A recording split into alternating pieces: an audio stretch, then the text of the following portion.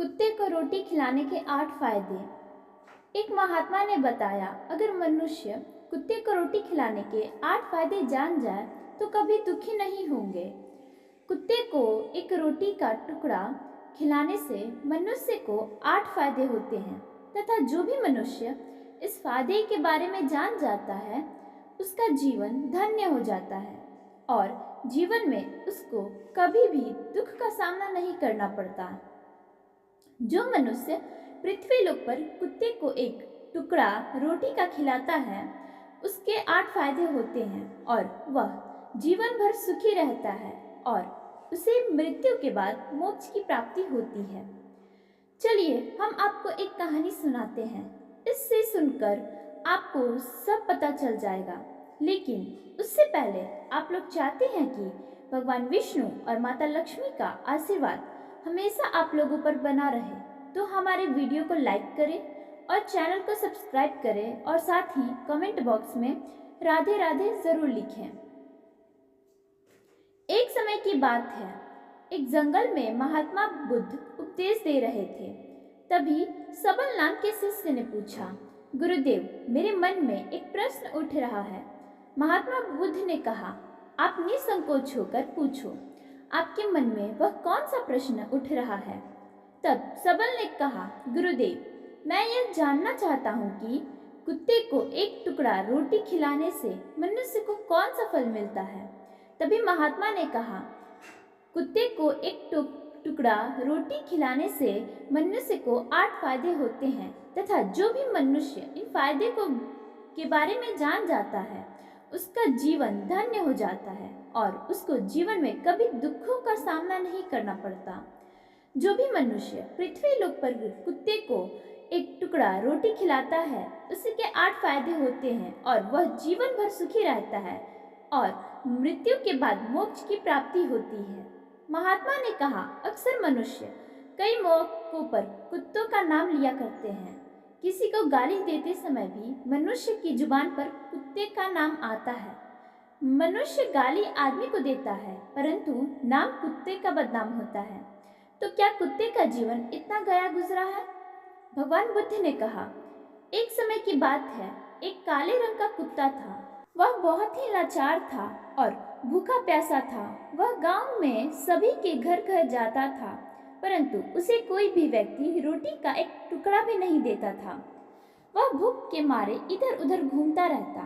एक दिन वह गांव के बाहर नदी के किनारे एक ऋषि के आश्रम पर पहुंच गया और ऋषि से कहने लगा, हे मुनिवर, मुझे लगता है कि आप बहुत ही विद्वान तथा ज्ञानी हैं, इसलिए मैं भूखा प्यासा आपके पास आया हूँ। कृपा करके आप मुझे एक टुकड़ा रोटी का दे दीजिए जिसे खाकर मैं अपनी भूख को शांत कर लूं। तभी वह ऋषि कहता है, हे स्वान, क्या तुम्हें गांव में एक टुकड़ा रोटी का किसी ने नहीं दिया जिसे तुम खाकर अपनी भूख मिटा सको? यह सुनते ही वह कुत्ता ऋषि से कहता है, हे मुनिवर, मैं आपको क्या बताऊं, आप मेरी बातों पर विश्वास नहीं करोगे। तभी वह ऋषि कहता है, हे स्वान, तुम बताओ, तुम्हारी बातों पर मैं अवश्य विश्वास करूंगा। मुझे तुम बहुत ही लाचार दिखाई पड़ते हो। तभी वह कुत्ता कहता है, ठीक है मुनिवर, मैं तुम्हें अपनी आप बीती बताता हूँ। कुत्ता ऋषि से कहता है, हे मुनिवर, हे दुनिया के लोगों, हम पर रहम करो। हमारा कोई घर नहीं होता, कोई आसरा नहीं होता, कमाकर खाना हमें नहीं आता, हमें वस्त्र भी पहनने का ज्ञान नहीं है, इसलिए सर्दी, गर्मी और बरसात में हम ऐसे ही घूमते रहते हैं। हमें पढ़ना लिखने भी नहीं आता। वह कुत्ता कहता है, हे मुनिवर, आपकी तरह हमें अनुशासन नहीं आता, हमें आपकी तरह बोलना नहीं आता। यह हमारा दुर्भाग्य ही समझिए, परंतु हमें आपकी तरह भूख भी लगती है। चोट लगने पर हमें आपकी तरह पीड़ा भी होती है। हमें आपकी तरह रोना भी आता है। बस इन्हीं 3 कामों में हम आपकी बराबरी करते हैं, इसलिए हम पर दया दिखाइए, हमें और कष्ट मत दीजिए।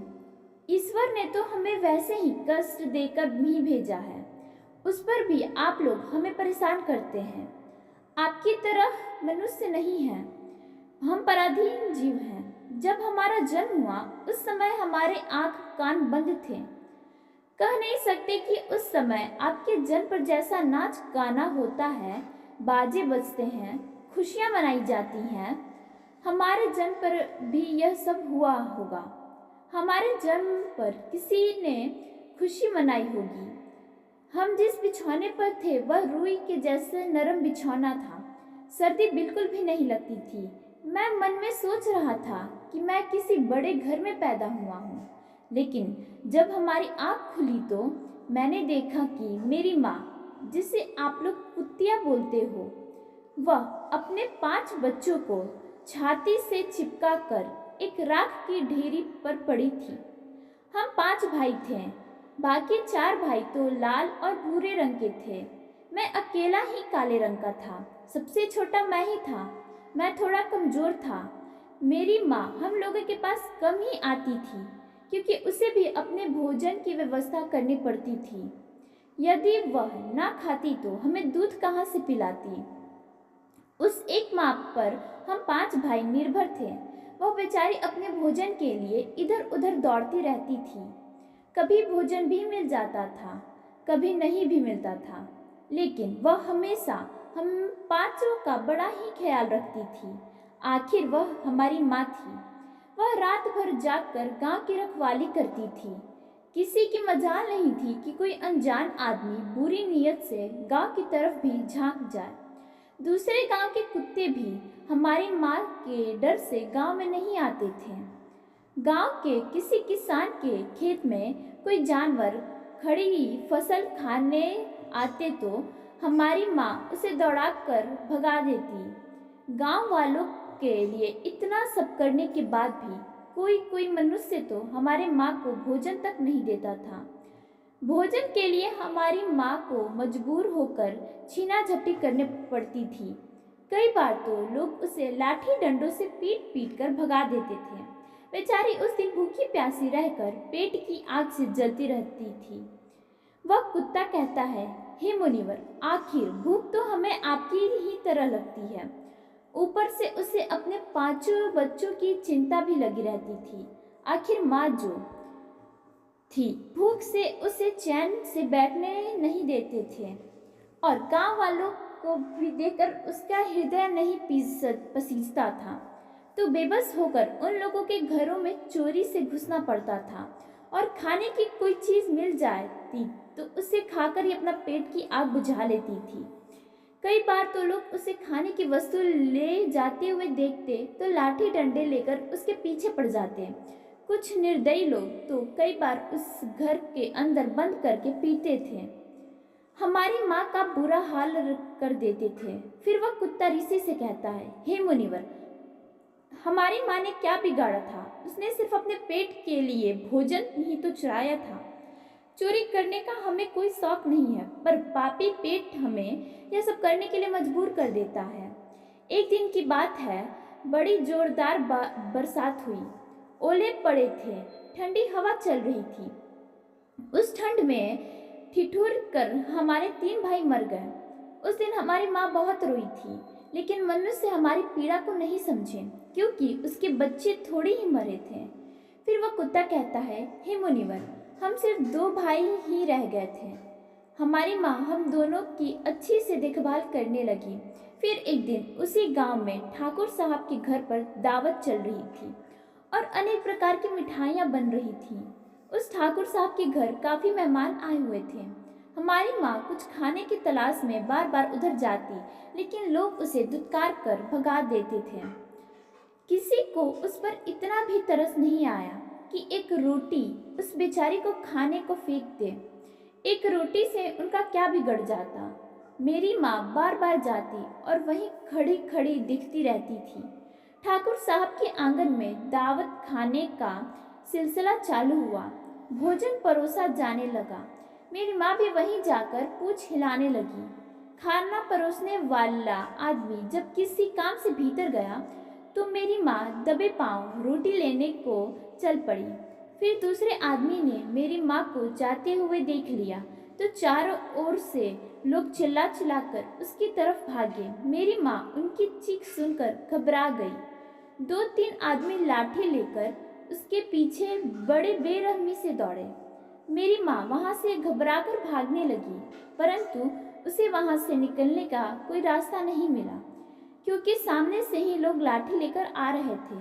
तभी मेरी माँ वहाँ पर जो लोग भोजन कर रहे थे उनको लांघ कर निकल गई। महात्मा ने कहा, आगे वह कुत्ता कहता है, हे मुनिवर, मेरी माँ अपने निकलने पर इतनी हैरान नहीं थी जितनी कि उन लोगों को देखकर हुई थी जो वहाँ पर दावत खा रहे थे।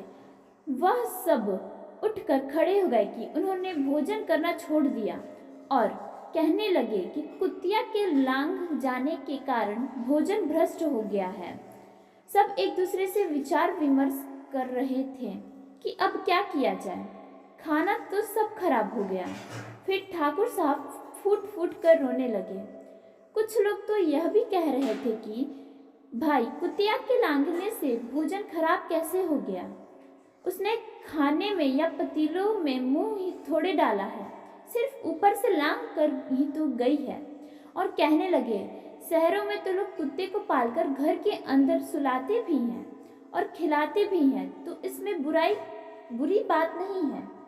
अगर कुतिया लांघ कर गई है तो भोजन खराब नहीं हुआ है। लेकिन उनमें से कुछ लोग बड़े घरों से ताल्लुक रखते थे, उन्होंने एक भी नहीं चलने दी। कह रहे थे कि भोजन तो भ्रष्ट हो गया है, यह हमारे खाने के लायक नहीं है।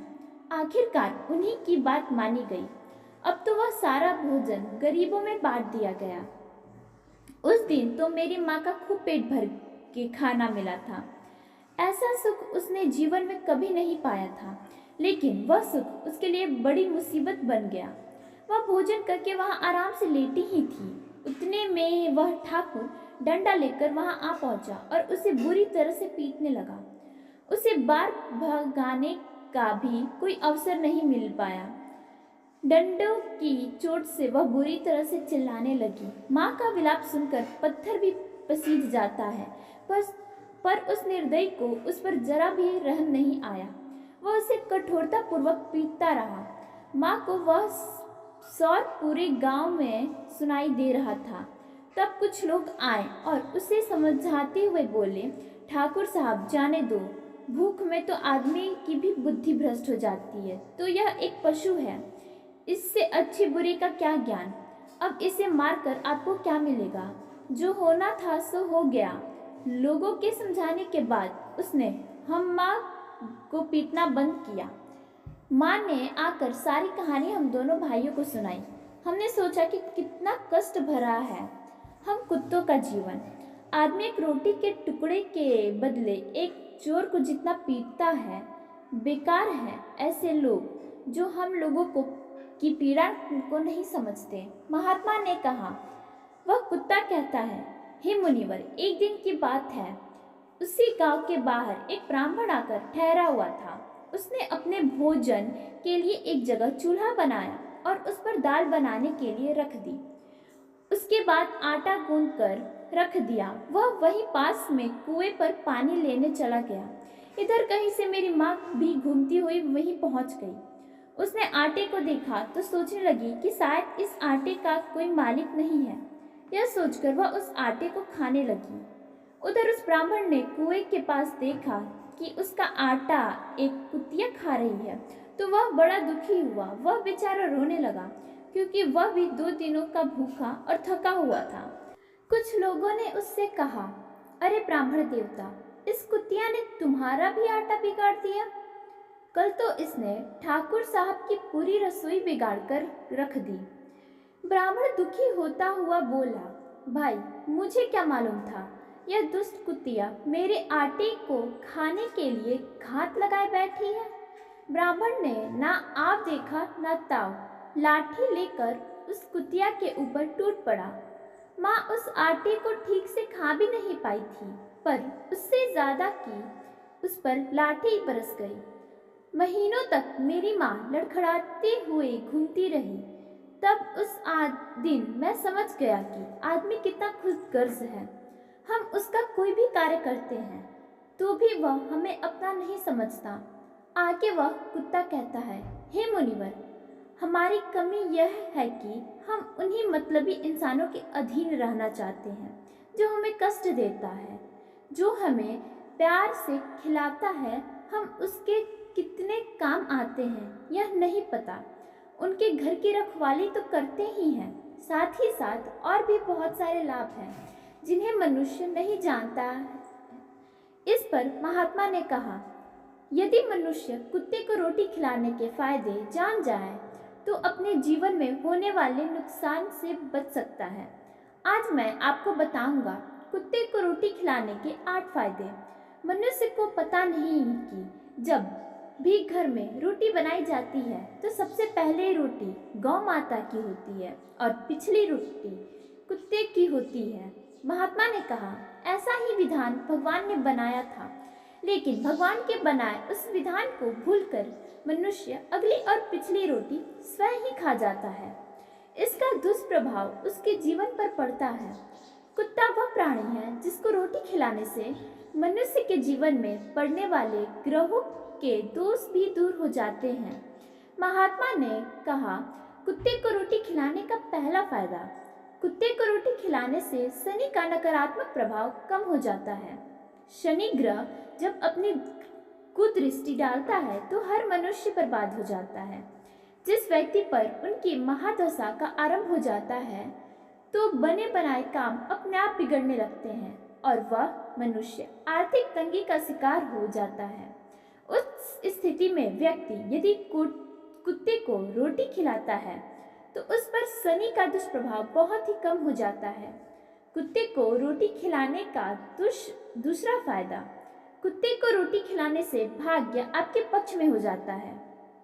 आपके घर के अंदर नकारात्मक शक्ति नष्ट हो जाती है। कुत्ते को रोटी खिलाने का तीसरा फायदा, कुत्ते को रोटी खिलाने से माता लक्ष्मी प्रसन्न होती हैं और आपके घर में धन दौलत की कभी कमी नहीं रहती है। कुत्ते को रोटी खिलाने का चौथा फायदा, कुत्ते को रोटी खिलाने से आपके ऊपर कर्ज नहीं चढ़ता और जो पहले से आपके कर्जदार हैं उससे भी मुक्ति मिल जाती है। कुत्ते को रोटी खिलाने का पांचवा फायदा, कुत्ते को सुबह शाम भोजन देने से आपका व्यापार बहुत अच्छे से चलता है। कुत्ते को रोटी खिलाने का छठा फायदा, कुत्ते को रोटी देने से आपकी आयु में वृद्धि होती है और अटका हुआ धन वापस मिल जाता है। कुत्ते को रोटी खिलाने का सातवां फायदा, कुत्ते को रोटी देने से हमेशा आपका स्वास्थ्य अच्छा बना रहता है और मानसिक रूप से आप मजबूत रहते हैं। आपका मन हमेशा ऊर्जावान रहता है, अच्छे विचार आपके मन के अंदर आते हैं। कुत्ते को रोटी खिलाने का आठवां फायदा, कुत्ते को रोटी खिलाने से भगवान प्रसन्न रहते हैं क्योंकि भगवान को समस्त जीवों की चिंता रहती है और जो समस्त जीवों पर दया दिखाता है भगवान भी उस मनुष्य से हमेशा प्रसन्न रहते हैं। भगवान की कृपा उस परिवार पर बनी रहती है। आपने अपने बड़े बुजुर्गों से सुना होगा, कहते हैं कि जब कुत्ता रोता है तो अपशगुन होता है, कोई संकट आता है, किसी की मृत्यु होती है, इसलिए कुत्ते को कभी रुलाना नहीं चाहिए। इस प्रकार से महात्मा ने सबल को कुत्ते की रोटी खिलाने के 8 फायदे बताए और जो भी मनुष्य कुत्ते को रोटी खिलाता है तो उसे इन 8 फायदों का फल प्राप्त होता है।